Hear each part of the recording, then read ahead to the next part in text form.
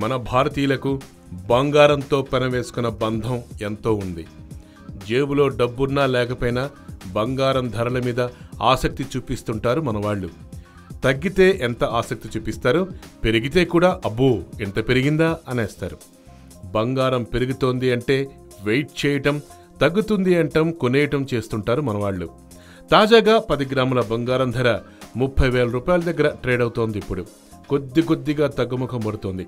కొద్ది రోజుల నుంచి బంగారం ధర 500 రూపాయల నుంచి 1000 రూపాయలకు తగ్గుతుండటంతో రాబోయే 2 నెలల్లో బంగారం భారీ స్థాయిలో తగ్గనుందని నిపుణులు అంటున్నారు.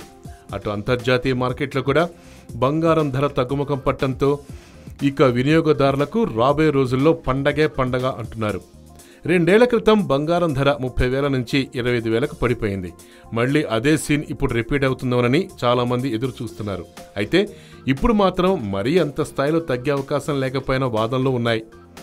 ఇప్పుడున్న అంతర్జాతీయ మార్కెట్ ప్రకారం చూస్తే బంగారం ధర ఎవరూ ఊహించని స్థాయిలో మాత్రం తగ్గుతోందని అంతర్జాతీయ నిపుణులే అంటున్నారు.